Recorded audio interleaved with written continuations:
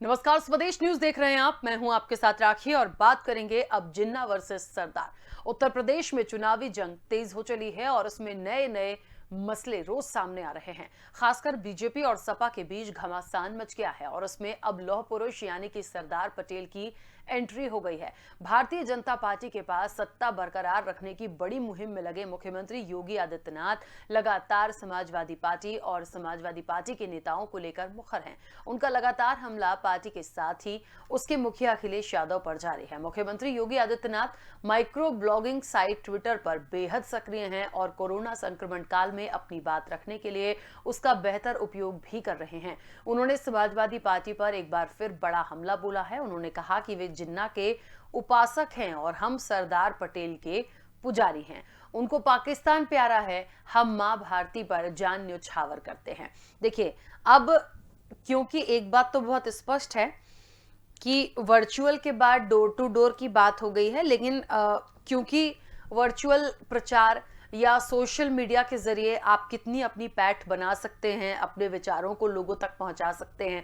मुझे लगता है सोशल मीडिया एक बड़ा प्लेटफॉर्म है और ऐसा कोई व्यक्ति नहीं है जो शायद उस पर ना हो, और मोस्टली लोग उस पर अपडेट भी रहते हैं।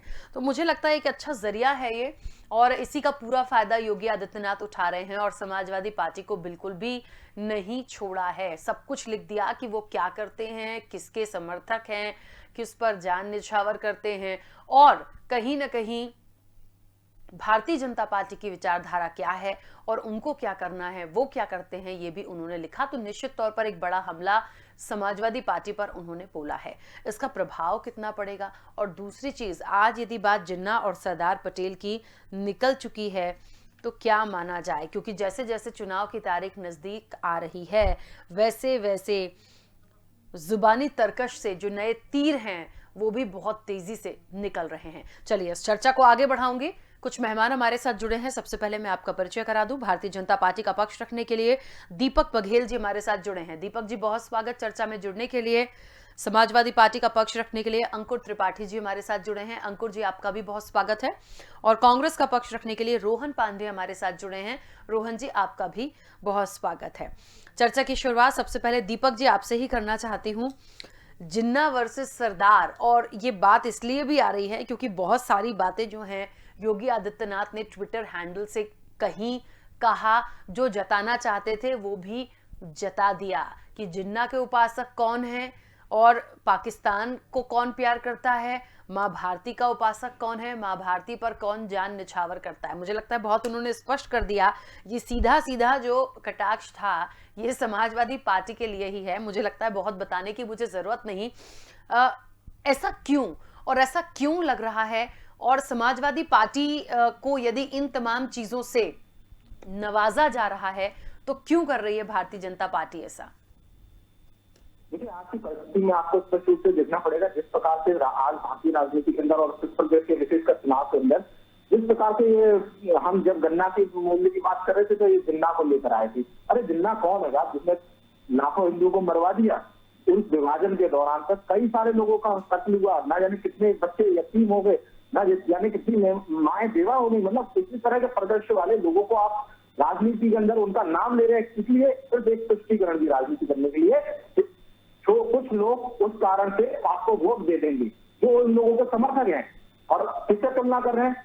राष्ट्रनायक सरदार पटेल जी से, जिन्होंने 562 रियासतों को जोड़कर पूरे भारत को, खंड खंड भारत को अखंड भारत बनाने में जिनका योगदान है, उनसे आप तुलना कर रहे हैं। तो ये मन को चिपता है, उन लोगों के मन को चिपता है जो लोग अपने राष्ट्र के बारे में सोचते हैं, जिनके लिए जिनकी भावना ही राष्ट्र प्रथम की भावना होती है। हम लोग ऐसे लोग हैं जो राष्ट्र प्रथम की भावना को लेकर आगे चलते हैं, व्यक्तिगत स्वार्थ को हम पीछे रखकर चलते हैं, ऐसे लोग हैं। तो हम लोगों को कष्ट होता है कि किस प्रकार से लोग इस तरह की भाषा का इस्तेमाल कर रहे हैं। आज उन्हें पाकिस्तान उनको राजनीतिक दुश्मन नजर आता है। अरे पाकिस्तान क्या है साहब? आप एक बार आगरा के उन कौशल रावत से पूछो जो पुलवामा हमले में शहीद हुए। उनकी 2 बेटियां हैं, एक बेटी है सिलीगुड़ी में, वो सिलीगुड़ी से जम्मू कश्मीर ज्वाइनिंग के लिए जा रहे थे। उनके बूढ़े माँ बाप से पूछो उनके दर्द क्या है सीने में। एक बार उन महेश कुमार के बच्चों से पूछो, इनके 2 छोटे छोटे बच्चे आज क्या पूछते होंगे, उनके मन में कितना कष्ट आता होगा। आपको मैं बता दूं, उसी पुलवामा हमले में कुलवंत सिंह जी थे, वो अपने घर के इकलौते चिराग थे। उनके पिता एक ट्रक ड्राइवर थे और उनकी बूढ़ी दादा और एक माँ की, उन पिता ने भी ड्राइविंग छोड़ दी थी क्योंकि उनका लाइसेंस समय सीमा खत्म हो गई थी। उसके बाद भी अब उन शहीदों से पूछो, एक बार हेमराज की पत्नी से पूछो, तो ये लोग कौन है? इन लोगों से इनको कष्ट होता है। इन लोगों ने अपनी जान दी, शहादत दी, और शहादत देने के बाद पता चलता है कि ऐसे लोगों को वो दुश्मन नजर नहीं आते। हम स्पष्ट रूप से कहते हैं कि ऐसा एक ही व्यक्ति जो भारत की भूमि की तरफ आंख उठाकर देखता है, भारत के लोगों के प्रति कटुता रखता है, या भारत के किसी व्यापारी के प्रति कटुता रखता है, तो ऐसे लोग हमारे लिए दुश्मन है। चाहे वो चीन हो, चाहे वो पाकिस्तान हो, हमारे लिए दोनों ही दुश्मन है, और हम दुश्मन को दुश्मन ही समझते हैं, हम उसको दोस्त नहीं समझते। आज इस प्रकार की राजनीति खड़ा करना चाहते हैं सिर्फ कुछ लोगों की तुष्टीकरण के लिए। इनके नेताओं के बयान आते हैं, कभी आजम खां कहते हैं कि भारत मां डायन है, एक मौलाना का बयान आता है, वो कहते हैं कि हम पेशावर से चिराग जलवाएंगे। इनके इतने ओपी राजभर जी, इनके सहयोगी इतने हो जाते कि उनको मुख्तार अंसारी के अंदर मसीहा नजर आता है। कोई मुसलमानों को बोलता है कि आप एक हो जाओ। एक इनका कैराना का नाइब हसन कहता है इन हिंदुओं की दुकानों से सामान मत खरीदो, इनकी दुकानें बंद हो जाएंगी। तो तुष्टीकरण की राजनीति आज सबको नजर में आ रही है। आज ये देश को विघटित करने का काम कर रहे हैं और प्रदेश को विघटित करने का काम कर रहे हैं, जबकि भारतीय जनता पार्टी ने जाति की राजनीति के बिना, क्षेत्र की राजनीति के बिना, भाषा की राजनीति, पूरे प्रदेश को एक स्वरूप में देखा। हमने इंफ्रास्ट्रक्चर के क्षेत्र में भी काम किया, हमने सबसे अंतिम पायदान पर रहे व्यक्ति का भी काम किया, हमने श्रमिकों को भी श्रमिक भत्ता पहुंचाया। ऐसे 4.4 करोड़ श्रमिकों को हमने भत्ता पहुंचाया। हमने गरीब महिलाओं को, वृद्धजनों को, दिव्यांगजनों को, इन सबको हमने सुविधाएं दी। ऐसे 1 करोड़ लोगों को हमने पेंशन की सुविधा को पहुंचाई। तो ये सब भारतीय जनता पार्टी ने उन सबके लिए काम किया, और इन्होंने केवल और केवल जाति की राजनीति करी और धर्म की राजनीति करी और देश को तोड़ने की राजनीति करी। ठीक है, चलिए दीपक जी, मैं वापस आऊंगी। एक सवाल मेरा और था आप ही से, लेकिन फिलहाल सभी की प्रतिक्रिया आ जाएं, उसके बाद इस चर्चा को मैं आगे बढ़ाऊंगी। अंकुर जी, बहुत सारी बात हुई हैं, अखिलेश यादव जिन्ना हो गए हैं, भारतीय जनता पार्टी सरदार के उपासक हो गए हैं। मुझे तो एक बात समझ में नहीं आ रही है कि क्या चुनावी जंग में सरदार पटेल की एंट्री कहाँ से आ गई बीच में, और क्योंकि जब ऐसे कोई नाम आते हैं या ऐसा कोई कंपैरिजन आता है तो निश्चित तौर पर ये बहुत जायज हो जाता है सवाल। जी, तो स्वाभाविक बात है, भारतीय जनता पार्टी जब हारती है या उसको लगता है भारतीय जनता पार्टी जब मैच से बाहर हो रही है, तो नए नए मुद्दों को तलाश के, ढूंढ के तमाम जगहों से लेके आते हैं कि कैसे हम अपने मुद्दों को और गर्म कर सके, गरीबों की नजर में उनको बरगला सके और भ्रमित कर सके। ऐसा करके वो तमाम मुद्दों को ढूंढ के लाते हैं। जैसा कि आप बताए, सरदार पटेल जी की एंट्री हुई, अभी कुछ दिन पहले तक लगातार ऐसी बातें आती थी। हेलो जी, बोलिए। अभी तमाम दिन पहले तक ऐसी बातें आती थी कि सरदार पटेल जी के बारे में कहते थे कि उनको प्रधानमंत्री नहीं बनाया गया, नेहरू जी खुद प्रधानमंत्री बने। तो तमाम लोगों से जब ये पूछा गया, डिबेट वगैरह के माध्यम से पूछा गया कि आखिर जो प्रधानमंत्री जी थे वो नेहरू जी जो प्रधानमंत्री बने और सरदार पटेल जी की मृत्यु कब हुई थी, तो तमाम लोग को ये नहीं बता पाए कि नेहरू जी प्रधानमंत्री कब बने और उनकी मृत्यु कब हुई थी। तो ऐसे भारतीय जनता पार्टी में बुद्धिजीवी पड़े हुए हैं जो ये नहीं बता पाते हैं कि उनकी मृत्यु के बाद चुनाव हुआ था, और कहते हैं सरदार जी को मौका नहीं दिया गया क्योंकि पिछड़ी जाति से वगैरह वगैरह। तो ये भुनाने का काम करते हैं, इनके पास कोई मुद्दा नहीं रहता है। ये साबित करने का प्रयास करते हैं कि जिन चीजों को हम कह रहे हैं वही चीजें सही है। मैं कई बार कह चुका हूँ, न खाता न बही, और जो भारतीय जनता पार्टी बोल रही वो सही। अब एक एग्जाम्पल के साथ इसको मैं सिद्ध करना चाहता हूँ, क्योंकि इसके बहुत बड़े चेहरे इस समय हमारे आदरणीय है, क्योंकि हमारे देश के प्रधानमंत्री हैं। तो हमारे देश के आदरणीय प्रधानमंत्री जी, एक बात का मैं उनको याद दिलाना चाहूंगा, आधार कार्ड उन्होंने हमारे देश में लागू किया, और जब यही कांग्रेस पार्टी जब लागू कर रही थी आधार कार्ड बनवाने के लिए, तो सदन में लगातार विरोध हुआ, मुख्यमंत्री हुआ करते थे, तो वो कहे कि नहीं, इससे हमारे देश के तमाम लोगों का डाटा लीक होगा। और वही जब प्रधानमंत्री खुद बनते हैं तो कहते हैं इससे हमारे देश का विकास होगा।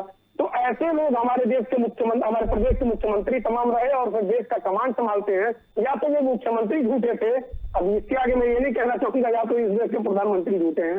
खैर, झूठ बोलना हमारे प्रधानमंत्री जी का दायित्व रहा है। इतिहास देख लीजिए, वो लगातार झूठ बोलते आए हैं। उनका एक अभी हमारे भारतीय जनता पार्टी के हमारे साथी जो बोल रहे थे कि जिन्ना के आधार पर चुनाव लड़ते हैं वगैरह वगैरह तमाम मुद्दे गिनवा रहे थे।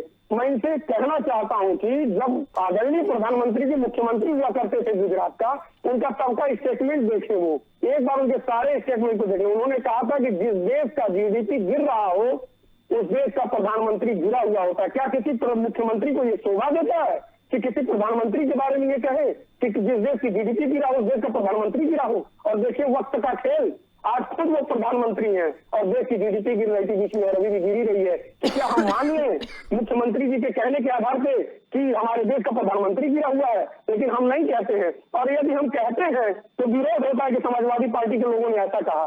भाई साहब, गिरबान में झांकिए, इस नाव में तमाम छेद है, जिस नाव में आप सवार हैं उनको गिनने का काम करिए। और आपके वरिष्ठ जो नेता लोग हैं, अब ये आते हैं जो कहते हैं कि इनसे सरदार पटेल जी की बात से आए। अभी हमारे कल एक भाई साहब से उनसे हमारी बहस हो रही थी कि प्रणब मुखर्जी के बारे में कि उनको कांग्रेस ने वो नहीं दिया, जिम्मेदारी नहीं दी। तो देश की पार्टी है, उस हिसाब से लोग बहस करते हैं। इनसे मैंने एक सवाल पूछा कल एक भाई साहब से कि आज हमारे आदरणीय आडवाणी जी कहाँ हैं, ये जो मुख्यमंत्री पद की कुर्सी इनकी बचाए थे, जो राम रथ की यात्रा निकाले थे, उनको दूध की मक्खी की तरह निकाल के फेंक दिए और ये बात करते हैं। ये जोशी जी के बारे में बात ही नहीं करते, ये आडवाणी जी के बारे में बात ही नहीं करते, ये मनोज सिन्हा जी के बारे में बात ही नहीं करते, और ये कहते हैं देश की सबसे विश्वसनीय पार्टी भाजपा है। ये कहते हैं सिद्धांतवादी भारतीय जनता पार्टी है। इनको मालूम होना चाहिए, ये अपने घर के गार्जियनों को वृद्ध होने के बाहर का रास्ता दिखा दिया करते हैं। इनको ये मालूम होना चाहिए, अपने पार्टी के नेताओं तक को नहीं बचते तो हमारे नेताजी और हमारे आदरणीय अखिलेश यादव जी को क्या बख्शेंगे? ये तो उन्हें पाकिस्तानी घोषित कर देंगे। इनका बख्शे तो पासपोर्ट वीजा भी बनवा दे। ये है भारतीय जनता पार्टी का असली चेहरा।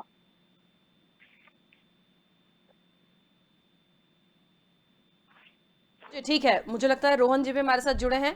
रोहन जी, क्या लगता है ये जो तमाम चीजें कही जा रही है, जिन्ना और सरदार, कौन जिन्ना कौन सरदार, और क्या लगता है इसका सीधा सीधा यदि पूरा एक सार निकाल के देखा जाए तो क्या कुछ निकलता दिख रहा है?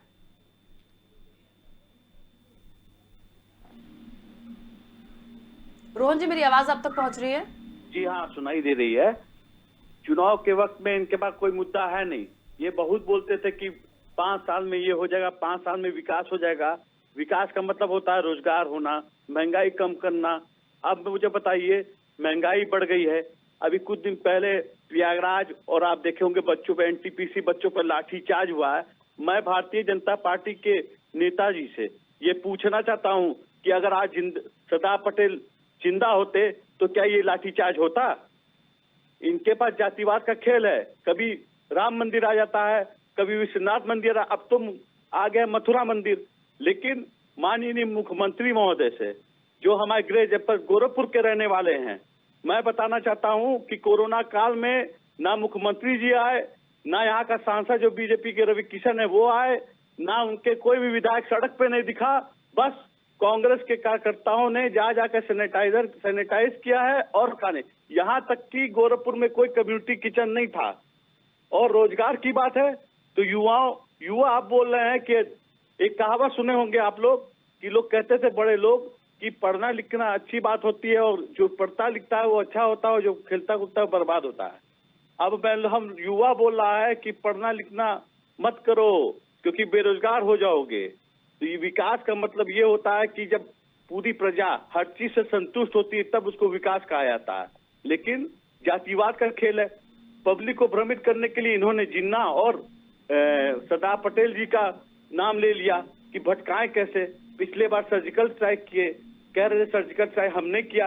अरे सर्जिकल स्ट्राइक का जो भी आप मुद्दा लिए थे, जो भी अपने तरफ से जो भी लीडरशिप ने इम्प्लीमेंट किया, उसमें अपोजिशन पार्टी भी बैठी थी, सब लोग ने उसका साथ दिया था। तो बार बार जिन्ना का नाम लेने से ये लोग क्या करना चाहते हैं? भारतीय जनता पार्टी बहुत बड़ी जुमला पार्टी है। ना इन्होंने 2 करोड़ की नौकरी भर पाई, ना इन्होंने कुछ किया, बस भ्रमित कर रहे हैं। ठीक है, दीपक जी। जी, सर्जिकल स्ट्राइक पर आप ये बात कर रहे हैं कि कौन लोग थे जो सर्जिकल स्ट्राइक पर सबसे ज्यादा सवाल उठाते थे? वो यही विपक्षी पार्टियां थी जो लगातार किसी से सबूत मांगते थे। भारतीय सैनिकों के शौर्य पर प्रश्न चिन्ह उठाने वाले अगर कोई थे तो वही कांग्रेसी थे और सफाई थे। इन्हीं लोगों ने भर भर के गालियां दी और खूब कोसा कि भाई ये कहाँ है सबूत, आप सबूत ला के दीजिए। जब पाकिस्तान की मीडिया ने बताया और चीन की मीडिया ने बताया, दोनों जगह की मीडिया ने बताया कि नहीं साहब यहाँ पर ऐसी सर्जिकल स्ट्राइक हुई है, ये घटना है। आज ये विकास की बात करते हैं, इस प्रकार का विशेष दृष्टि दोस्त लेके रहते हैं। इनकी सरकार यहाँ उत्तर प्रदेश के अंदर 35 साल हो गए नहीं, पर आप राजस्थान के अंदर जाइए, इनके मुख्यमंत्री रोजगार के नाम पे क्या कहते हैं, यहाँ पे 22 लाख नौकरियां दे देंगे, पर वहां पे इनके मुख्यमंत्री कहते हैं कि हाँ साहब हमने 1 लाख नौकरियां दे दी और 1 लाख पे कार्रवाई जारी है। वहीं अगर महिलाओं की बारी आए तो अलवर के अंदर अलवर की निर्भया के संग किस प्रकार का दुराचार होता है, वहां पर ये सवाई माधोपुर से इनको अलवर जाने का 190 किलोमीटर नहीं जाया जाता, ये हाथरस उन्नाव पहुंचने के लिए बैलगाड़ी में भी बैठ के पहुंच जाएंगी। तो इनका एक विशेष दृष्टि दोष है। अगर किसानों की और नौजवानों की बात करें, जाति की मैं आपको बता दूं, रीट का पेपर लीक हुआ, लेखपाल का पेपर लीक हुआ, उसके बाद ग्राम विकास अधिकारी का पेपर लीक हुआ, और पेपर लीक में कौन फंसा, इनका प्रदेश महासचिव प्रकाश गोद्रा जो एनएसयूआई का प्रदेश महासचिव है, वो उसमें फंसता। बत्ती लाल मीणा जो इनके शिक्षा मंत्री है, उनके साथ में वो पेपर लीक करने वाले नजर आते हैं। तो किस प्रकार से ये कर सकते हैं आप, इनकी देखी तो सही, इनकी क्रेडिबिलिटी क्या है। इन्होंने किसानोों का कर्ज माफी की बात करी, 1 से लेकर 10 तक राहुल गांधी गिनती गिनते रहे, पर आज तक वो गिनती खत्म नहीं हुई, पर उन्हें वहां पर कर्ज माफी थौर की चुटकी के तरह से खत्म हुआ। तो इनका एक जो विशेष दृष्टिकोण है वो उत्तर प्रदेश के अंदर होगा। महिलाओं की आरक्षण की बात करते हैं, महिलाओं को यहाँ पर 40% सीट देते हैं। मैं राखू की अपनी जिम्मेदारी की लोग बता रहा हूँ। गोवा के अंदर इन्होंने सीट दी, 28 सीट का गोवा, उसके अंदर केवल 2 सीटें महिलाओं को दी, केवल गोवा का 7% बनता है। तो इनकी कहीं पे जहाँ ये कुछ कर सकते हैं, जहाँ इनका आधार है, वहां पे ये कुछ नहीं करते, और उसके अलावा उत्तर प्रदेश के अंदर ये सब कुछ बोलेंगे। मेरे व्यक्ति समाजवादी भी कई सारे आरोप लगा रहे थे, ठीक है जनता पार्टी के ऊपर। जी दीपक जी, मैं सभी से, अंकुर जी हो, रोहन जी हो, आप हो, यहाँ पे एक बात बहुत महत्वपूर्ण है जो मुझे लगता है, जो सुनना चाहते हैं, समझना चाहते हैं, मैं खुद भी, आज जिस वक्त पे, जिस मोड़ पे ये चुनाव पहुंच चुका है, बहुत कम दिन रह गए हैं वोटिंग के लिए, और निश्चित तौर पर एक समय सीमा बांध दी गई है कि आपको वर्चुअली प्रचार करो या आप डोर टू डोर चले जाओ, क्योंकि बाकी सब चीज़ें बंद हैं। ऐसे में मुझे लगता है बहुत महत्वपूर्ण पॉइंट्स पर बातचीत होनी चाहिए, लेकिन मुझे समझ में नहीं आता, जो बड़े दिग्गज हैं वो किसी को जिन्ना बोलेंगे, किसी को सरदार वल्लभ भाई पटेल से कंपेयर कर लेंगे। तो मुझे एक बात समझ में नहीं आ रही कि जनता से जुड़े हुए मुद्दे, उनके लिए क्या करना है, उनके लिए क्या किया जाए, या पिछली सरकार कौन से महत्वपूर्ण काम नहीं कर पाई। ये सब डिस्कशन ना होने की बजाय ये ज्यादा हो रहा है कि कौन जिन्ना है, कौन आतंकवादी है, किसने क्या कर दिया है, जाति वर्ग की लड़ाई। लगता है आपको कि ये इम्पोर्टेंट है? ये बहुत महत्वपूर्ण मुद्दा है, और इससे बात होनी चाहिए थी, और इससे बात होनी चाहिए भी। जब 5 साल आज समाजवादी पार्टी की सरकार नहीं है, जबकि भारतीय जनता पार्टी की सरकार है, 5 साल जब सपा की सरकार थी तो आरोप लगते रहे कि पेपर लीक हुए, नौजवानों को रोजगार नहीं, वगैरह वगैरह तमाम चीजें। समाजवादी पार्टी की सरकार केंद्र में नहीं थी, प्रदेश में थी। जितना बन पड़ा विकास के नाम पे, रोजगार के नाम पे समाजवादी पार्टी ने किया भी। अब आज 5 सालों से भारतीय जनता पार्टी की सरकार महाराज जी के नेतृत्व में है, तो आज पेपर लीक लगातार क्यों हो रहे हैं? लगभग 67 या 68 पेपर लीक हो चुके हैं कि न्यूज चैनल पे मैंने देखा, तो वहां से भी मुझे जानकारी मिली। तो इतने जो पेपर लीक हुए, आने वाले समय में भविष्य कहाँ जा रहा है बच्चों का? और ये लाठीचार्ज वाला मामला जो हमारे बड़े भाई ने कहा, लाठीचार्ज का मामला इलाहाबाद में हुआ, आप बताइए, नौजवानों के ऊपर लाठी मारी जा रही है। अगर हम अपनी हिस्सेदारी मांग रहे हैं, अगर समाज ये कह रहा है, नौजवान ये कह रहा है मैं पढ़ा लिखा हूँ, मेरी मार्कशीट देख लीजिए और मुझे नौकरी दे दीजिए मेरी योग्यता के अनुसार, तो लाठी बरसाया जाएगा, घर में से खींच के मारा जाएगा और उनको हवालात में बंद करके मुकदमा दर्ज करा दिया जाएगा। ये न्याय भारतीय जनता पार्टी करा रही है, जो अब तक आरोप लगाती रही है। ये पेपर लीक का मामला, लाठीचार्ज का मामला, नौजवानों को नौकरी न देने का मामला जो लग भी रहा है, वो कोर्ट में चले जा रहे हैं। अब महाराज जी जांच कब कराते हैं? एकदम अंत में जांच कराते हैं, जब सरकार में चुनाव आने वाला है प्रदेश में, तब महाराज जी जांच कराते हैं। जो 67 या 68 पेपर लीक हो, उसका जिम्मेदार कौन है? क्या समाजवादी पार्टी की सरकार थी? मैं आरोप नहीं लगा रहा हूँ, मैं जानने का प्रयास कर रहा हूँ। जिम्मेदारी आपको मिली थी विकास की, और अगर अब भी आप समाजवादी पार्टी का नाम ले रहे हैं, अब भी आप कांग्रेस का नाम ले रहे हैं, अब भी आप बसपा का नाम ले रहे हैं, तो सत्ता क्यों चला है 5 साल? 5 साल किसी को देख के आरोप नहीं कर लिए होते। आरोप लगाना विपक्ष का काम होता है, न कि सत्ताधारी पार्टी का। सत्ताधारी पार्टी का काम होता है नेतृत्व करके कार्य को आगे बढ़ाना, प्रदेश को विकास की ओर लेके जाना। लेकिन आप जिन्ना और सरदार पटेल में सबको उलझा रहेंगे। सरदार पटेल सिर्फ भारतीय जनता पार्टी के नहीं है, पूरे भारतवर्ष के हैं। सरदार पटेल जी हम लोग के हृदय में बसते हैं, उनकी देन है कि आज ये अखंड भारत बन पाया हम लोग का, तो इसमें कोई दो राय नहीं है। लेकिन हम उनको बांट रहे हैं, सबके दिलों में उस हिसाब से द्वेष भावना ला रहे हैं कि मेरे पटेल जी ये हैं, जिन्ना जी उनके हैं। कतई नहीं, ये भारतीय जनता पार्टी का ये दोहरा चरित्र है। इसे भूल के ये कहना चाहिए पूरा प्रदेश मेरा है, पूरा देश मेरा है, एकता की बात करनी चाहिए, नौजवानों की बात करनी चाहिए। यहाँ तो हमारे आदरणीय गृह मंत्री जी मंच पे बोले कि हमने जुमला बोल दिया था 15 लाख की बात। अगर मैं झूठ बोलता हूँ तो हमारे साथी यूट्यूब पे सर्च करके उस चैनल पे देख लें। अमित शाह जी ने कहा 15 लाख वाली बात तो हमने चुनावी जुमले में बोल दिया था। बताइए, अगर मैं कोई चीज कह देता हूँ तो कोई लोग कहेंगे कि इन्होंने, अंकुर मणि ने तो ये बात झूठ बोली। हमारे देश के गृह मंत्री खुद मंच पे एक्सेप्ट कर रहे हैं कि हमने जुमला बोला था। तो अब बताइए, इस देश का भविष्य क्या हो सकता है जब इस देश का गृह मंत्री जुमले में भरोसा करता है, झूठ बोलने में भरोसा करता है। नौजवानों को बेरोजगार बनाने का लगातार निरंतर प्रयास किया जा रहा है। शिक्षा रोक दी गई है, रैलियां चालू है, लोग सड़कों पे आ चुके हैं, बेरोजगारी से मौत हो रही है, गार्जियन अपना परिवार नहीं चला पा रहा है, महिलाएं असुरक्षित है। इस सरकार ने भी रिकॉर्ड उठा ले कि कितने रेप हुए हैं और कितनी महिलाओं की मृत्यु हुई है। इसका जवाब कोई नहीं देने वाला है। सवाल पूछा जाता है, जैसे ही हम पूछेंगे तो ऐसे हो जाएगा कि आप समाजवादी पार्टी सरकार का नहीं गिनवा रहे हैं। भाई साहब, सत्ता में आप हैं, आप सवाल से होगा, विपक्ष में मैं हूँ, सवाल करने का अधिकार है। यदि हम सत्ता में होते तो सवाल हमसे होता, जवाबदेही हमारी होती। रोहन जी अपनी बात रखिएगा। देखिए, मैं एक बात बताता हूँ कि स्वर्गीय सरदार पटेल ही लौह पुरुष थे, राष्ट्र के नेता थे, उनको कोई बांट नहीं सकता है। और स्वतंत्रता की लड़ाई में उन लोग का भी बहुत महत्वपूर्ण रोल था। लेकिन मैं एक चीज बताना चाहता हूँ, इनका ये दोहरा चरित्र है भाजपा का, और वो यही है कि इनको मुद्दों को लाने के लिए कभी मंदिर का मुद्दा, कभी लौह पुरुष का मुद्दा, कभी सरदार पटेल का मुद्दा, लोगों को भ्रमित करना चाहते हैं। मेन मुद्दे पे ये लोग क्यों नहीं बात करना चाहते हैं? राष्ट्र के प्रति इनको काम करना चाहिए था।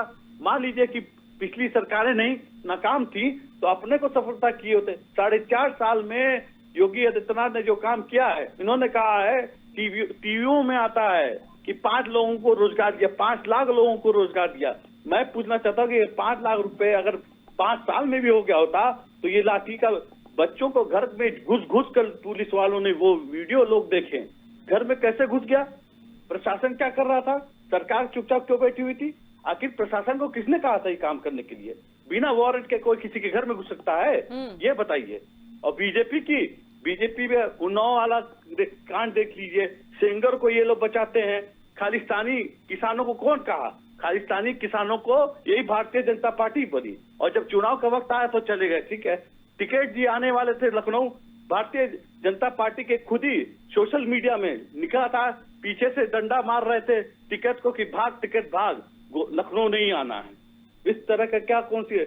इनको मेन है हिंदू मुसलमान की राजनीति, भारतीय जनता पार्टी करती जातिवाद, और जिस प्रदेश में जाति की ये राजनीति होगी वहां कभी विकास नहीं हो सकता। ठीक है, दीपक जी अपनी बात रखिएगा। जी देखिए, हिंदू मुसलमान की राजनीति करने की बात कर रहे हैं। एक बात बताइए, सबसे पहले किसका बयान आया था मंदिर के ऊपर कि अगर कार सेवकों के ऊपर गोली नहीं चलवाता तो मुसलमानों का भरोसा उठ जाता? आज मैं राखी जी आपको एक बहुत महत्वपूर्ण बात बताता हूँ और थोड़ा बहस पूर्वक सुनना होगा। आप भी इसमें हैं और हम भी मीडिया में हैं, और लगातार हम बहुत लंबे समय से डिबेट करते आ रहे हैं। और उस डिबेट के अंदर आपने एक चीज बड़ी छोटी देखी होगी, नोटिस की होगी, तो जब सबसे पहले हमारे 4.5 साल पूरे हुए तो हमने सबसे पहले 4.5 साल का अपना रिपोर्ट कार्ड पेश किया। आपसे पहले किसी सरकार ने अपना रिपोर्ट कार्ड पेश नहीं किया। हम बता रहे थे कि हमने गन्ने किसानों का भुगतान कर दिया, हम बता रहे थे कि हमने एक्सप्रेस बना दिए, एयरपोर्ट बना दिए, हमने इंफ्रास्ट्रक्चर किस प्रकार से खड़ा किया। हम खुशी नगर के एयरपोर्ट की बात कर रहे थे। तो यही लोग, एक पार्टी वाला जिन्ना को लेकर आता है और भी तुलना सरदार पटेल से कर देता है, और उन्हीं में से दूसरा आदमी हमें आपको फातिमा, मुझे अबू बकर, और ये मेरे दोनों मित्र अपने हिसाब से नाम सुन ले, और एक आदमी बोलेगा ला इलाहा इल्लल्लाह, गर्दन कटेगी, नीचे गिरेगी और खून की नदियां बह जाएंगी। ऐसे ऐसे IAS और बोको हराम से तो धर्म और जिन्ना कौन लेकर आया? ये लोग लेकर आए। उसके बाद में इन्हीं का एक शर्मनाक बयान आता है कि राजनीतिक दुश्मन है पाकिस्तान। अरे ये राजनीतिक दुश्मन में और दुश्मन में क्या अंतर होता है? जिसका पंच है हमारे ऊपर, जिसके कारण सही लोग है, उन सबका घर से विकास के मुद्दे दोनों पार्टियां हैं, तो इनको मालूम था कि दोनों पार्टियां मिलकर भी राष्ट्रपिता नहीं घोषित किया था, उन दोनों से मिलकर